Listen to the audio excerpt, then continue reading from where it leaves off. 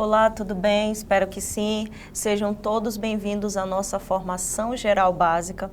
Eu sou a Jamaica Kelly, professora de Geografia, e hoje nós vamos falar sobre legislação, principalmente ligada aí aos recursos naturais, certo? Então, pessoal, quero chamar vocês agora para olharem comigo aqui na tela o tema da nossa aula.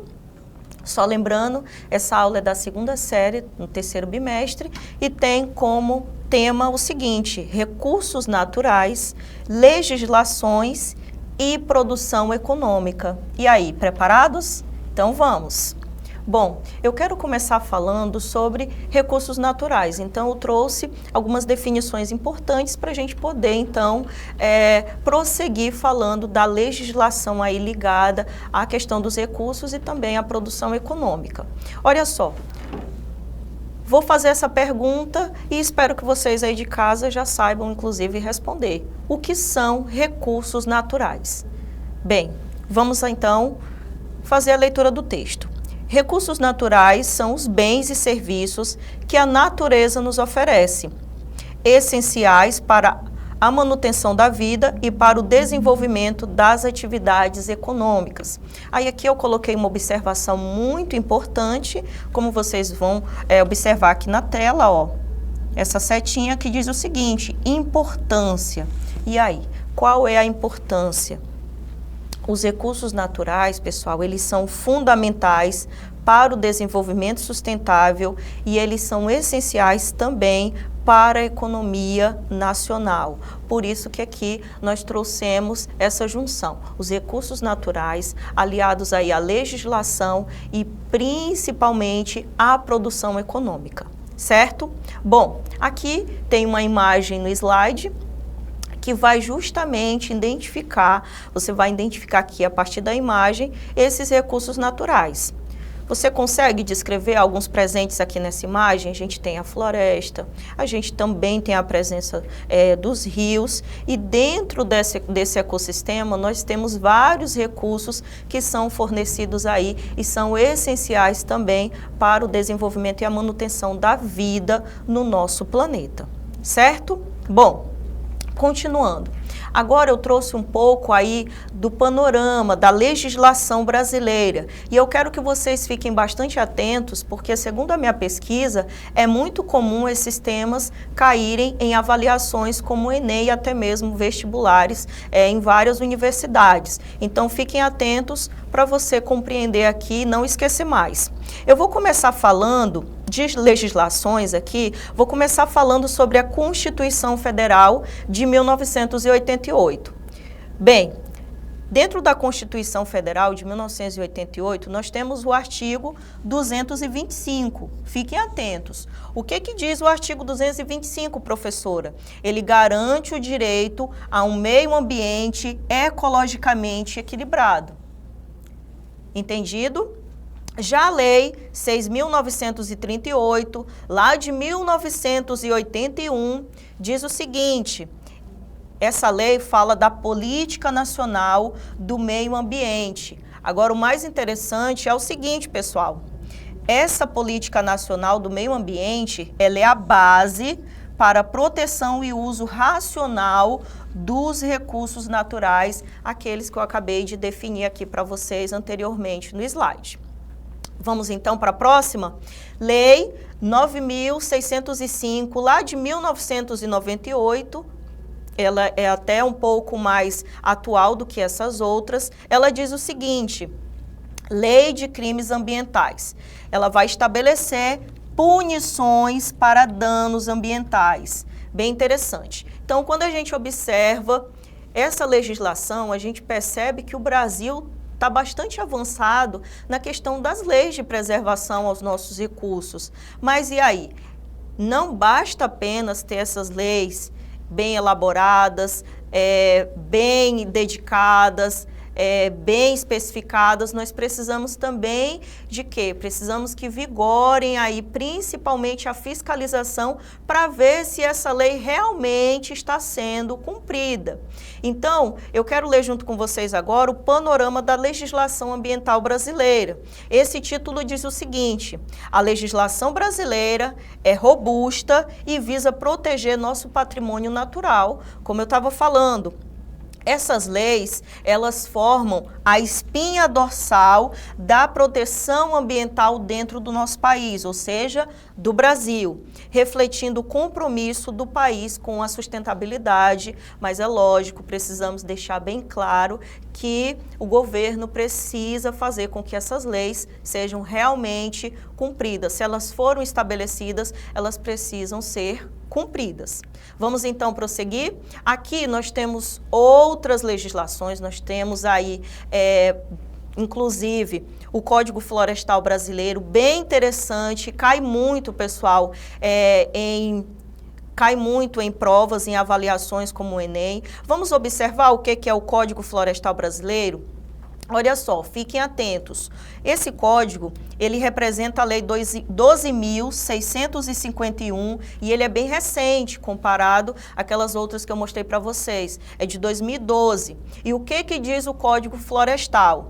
É uma das leis mais importantes e também debatidas, até mesmo em provas de concurso, buscando equilibrar a produção agrícola com a conservação da vegetação nativa. Bem interessante o que diz o Código Florestal Brasileiro. Se você quiser se aprofundar, pega aí a lei número 12.651 lá de 2012 e você pode estar lendo e se aprofundando mais sobre o Código Florestal.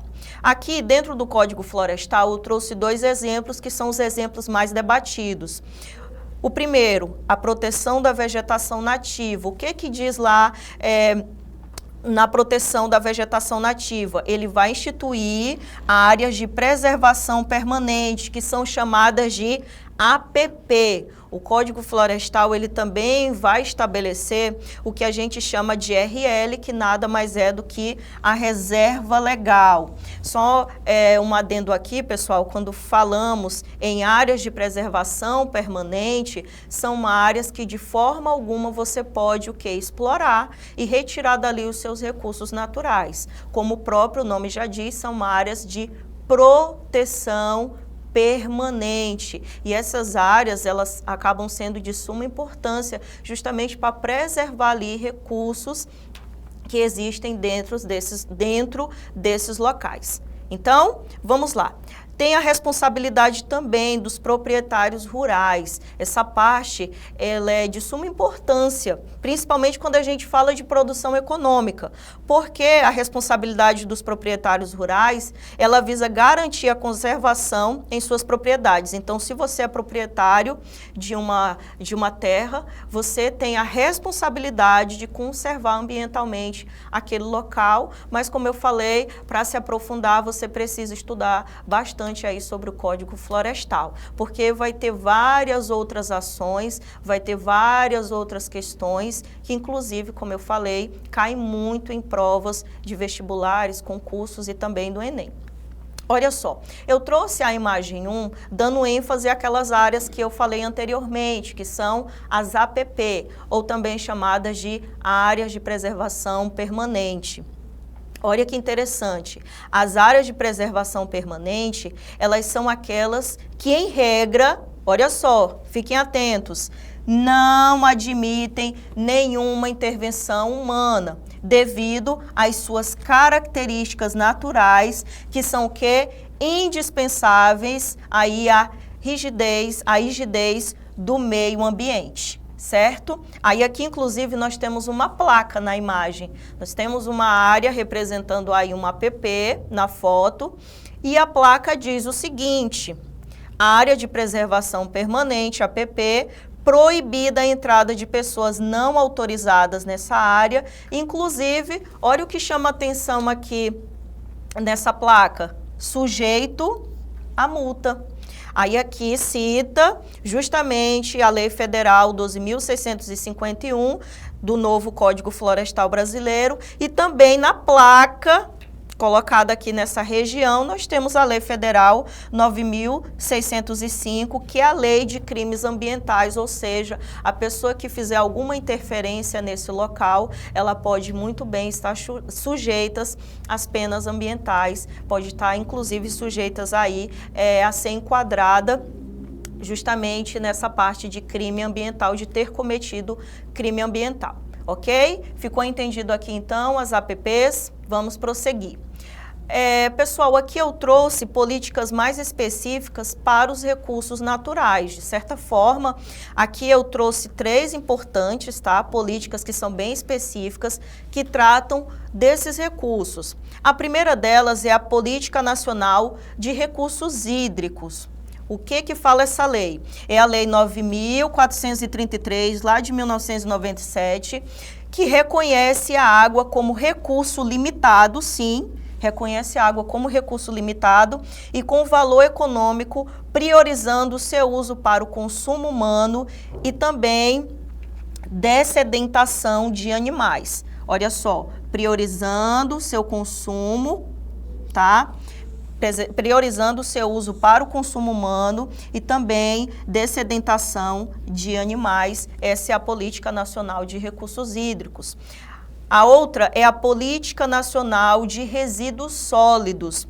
Essa é a Lei 12.305 de 2010, que diz o seguinte: promove a gestão integrada e a responsabilidade compartilhada pelo ciclo de vida dos produtos, do produtor ao consumidor final. Então, é uma política nacional que visa justamente a questão de se reduzir aí os resíduos sólidos, principalmente que geram aquela grande quantidade de lixo na natureza, e colocar aqui a responsabilidade tanto no produtor quanto também no consumidor final, sim, você que compra determinado produto e não faz o descarte de forma correta. Aqui nós temos a Lei de Fauna. O que diz a Lei de Fauna? É a Lei número 5.197, lá de 1967, que visa o quê? Proteger a fauna silvestre brasileira, regulando sua utilização, caça e controle para garantir a sustentabilidade das espécies.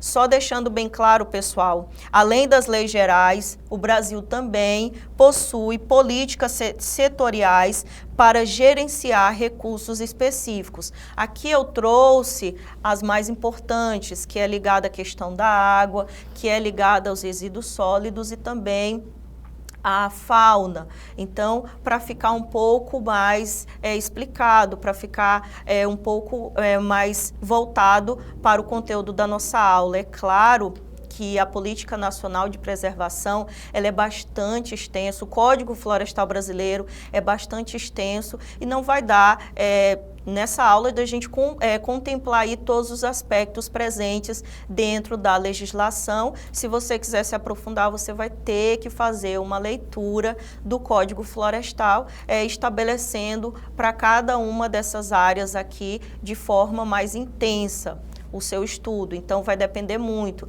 Existe também política nacional voltada para a preservação das florestas e assim em diante. É bastante extenso a questão da política nacional, da legislação que protege o meio ambiente, como eu falei, é bastante robusto. Então, você vai precisar aí estudar bastante se você quiser se aprofundar. Bem, prosseguindo aqui, eu quero falar da legislação e a mineração no Brasil. Sim, nós também temos uma legislação estabelecida para a questão da mineração. Diz o seguinte: a mineração é um setor estratégico, mas ele traz um grande impacto ambiental. A legislação busca o quê? Trazer um equilíbrio. E eu vou dizer para vocês aqui, o Código de Mineração, ele é um decreto que a gente chama de Decreto-Lei número 227, lá de 1967, e suas atualizações, que regulamentam a pesquisa e exploração mineral. Como eu falei, é necessário ter uma lei para a questão da mineração, porque, querendo ou não, é um tipo de extração que traz muita poluição e que agride muito o meio ambiente. Eu quero, inclusive, mostrar a imagem para vocês. Olha só, a imagem, mesmo que seja através de uma animação, seja através de desenho, ela mostra um pouco aqui dos impactos causados por esse setor da mineração. Então, nós podemos perceber aqui, ó, algumas retroescavadeiras, alguns equipamentos que vão o quê? Retirando esses minerais da natureza, e à medida que esses minerais são retirados da natureza, eles trazem consigo aí vários impactos. Inclusive, pessoal, aqui no fundo da imagem você percebe um curso de água. Esse curso de água, ele vai ser bastante atingido principalmente por produtos químicos utilizados aqui para a extração desses minérios. Então, percebam que é muito importante o Código de Mineração estabelecido aqui no Brasil e principalmente ele precisa ser cumprido, certo?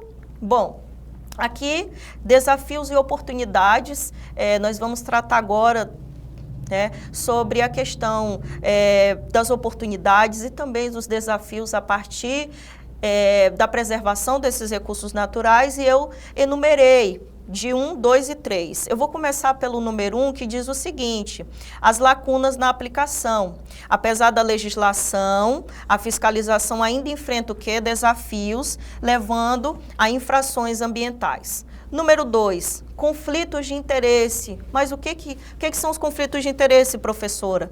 O equilíbrio entre desenvolvimento econômico e a preservação, que só pode ser atingido através do desenvolvimento sustentável. Então, enquanto a gente não ter o desenvolvimento sustentável, isso daqui vai ser um dilema constante. Ou seja, você relacionar o desenvolvimento econômico e a preservação vai ser um dilema para ser resolvido e bastante interessante também para ser discutido. Inovações e tecnologias verdes. O que precisamos? Incentivos à produção sustentável e o uso de tecnologias limpas, que representam aí grandes oportunidades para o nosso futuro. Então, tudo isso pode ser aliado, como eu falei, à questão e à pauta do desenvolvimento sustentável, sempre aliando aí a preservação com o crescimento econômico e também pensando na sociedade e também nas gerações futuras. Bom, aí eu deixei o seguinte aqui embaixo: superar esses desafios exige o quê? Engajamento de todos os setores da sociedade, inclusive você que está assistindo aí, ou de casa, ou da escola. Então, isso daqui vai ser um trabalho árduo que todos nós vamos ter que fazer, ok? Bem, pessoal, aqui eu trouxe alguns desafios, que é o seguinte: apesar da ampla legislação, o país enfrenta contradições entre exploração econômica e conservação. A gente tem vários problemas aqui no Brasil, eu até deixei destacado aqui alguns deles: o desmatamento, a expansão agropecuária, eles ameaçam aí biomas como a Amazônia e também o Cerrado. A gente tem o exemplo da mineração predatória e do garimpo ilegal, que afetam comunidades locais e também os ecossistemas. Os conflitos socioambientais envolvendo terras indígenas e também as comunidades tradicionais e, não menos importante, as pressões globais, que são países importadores que cobram do Brasil práticas sustentáveis e cadeias produtivas livre de desmatamento. Então, são ações que requerem aí várias questões que vão além da lei, como eu estava dizendo anteriormente, certo? Bom, vamos treinar a nossa aula de hoje, vamos exercitar aquilo que a gente aprendeu com uma atividade: recursos naturais, legislações e produção econômica. Nós vamos marcar verdadeiro ou falso. Então, nós vamos ler as afirmações e marcar aquelas que são verdadeiras e aquelas que são falsas. Bom, eu vou começar com a número 1, que diz o seguinte: A Constituição Federal de 1988 garante a todos o direito a um meio ambiente equilibrado e atribui ao poder público e à coletividade o dever de protegê-los. Sim, essa afirmação, ela é importantíssima e sim, ela é verdadeira. Você pode então marcar a letra V. Número 2, a Política Nacional de Recursos Hídricos, Lei 9.433 de 1997, define que em situações de escassez, o uso industrial da água tem prioridade sobre o consumo humano. Errado, pessoal. Você vai marcar falso. A Política Nacional de Recursos Hídricos define que, em caso de escassez, a prioridade é o consumo humano, logo essa daqui é falsa. Número 3, o Código Florestal estabelece normas sobre as áreas de preservação permanentes, APPs e reservas legais. Sim, até mostrei a imagem de uma APP para vocês, mostrei a placa, o Código Florestal, ok? Essa afirmação ela está correta, então você vai marcar a letra V. Número 4, o Brasil é um dos maiores produtores e exportadores de minérios, como ferro, nióbio, mas a mineração ilegal gera grandes impactos socioambientais. Sim, essa é verdadeira, pode marcar a letra V. Eu até mostrei uma imagem para vocês da questão da mineração. O Brasil exporta bastante minérios, mas ainda temos grandes impactos. Por último, número 5, a afirmação diz o seguinte: o agronegócio brasileiro não depende de recursos naturais, já que sua produção ocorre em um sistemas totalmente artificiais. Isso daqui está incorreto, então nós vamos marcar F de falso, tá? O agronegócio, assim como toda a produção econômica no Brasil, sim, depende dos recursos naturais, inclusive nós, seres humanos, todos nós dependemos desses recursos naturais. Aqui eu quero trazer na tela o gabarito para vocês. Espero que vocês tenham acertado. Bem, agora vamos fazer um resumo da nossa aula. Bem, resumidamente, aprendemos o quê? O futuro do Brasil passa inevitavelmente pelo equilíbrio entre a exploração econômica e a conservação de seus vastos recursos naturais. A legislação ambiental, ela é uma ferramenta poderosa para o desenvolvimento sustentável. Nosso papel como cidadãos e profissionais, é fundamental para garantir que o patrimônio natural do Brasil seja preservado para as futuras gerações. Foca aqui na imagem agora, observem bem. E nós precisamos justamente pensar nesse futuro onde toda a sociedade participa juntamente aí da preservação desses recursos. Ok? Bem, pessoal, essa foi a nossa aula de hoje. Eu espero muito que vocês tenham compreendido, espero que vocês tenham gostado desse tema, espero que tenham participado da atividade. Quero deixar registrado aqui as nossas referências. Se você quiser se aprofundar mais, você pode estar aí acessando a Constituição da República Federativa do Brasil, que vai ter bastante informação, principalmente se você for prestar o Enem. Eu espero vocês aí na próxima aula e até mais!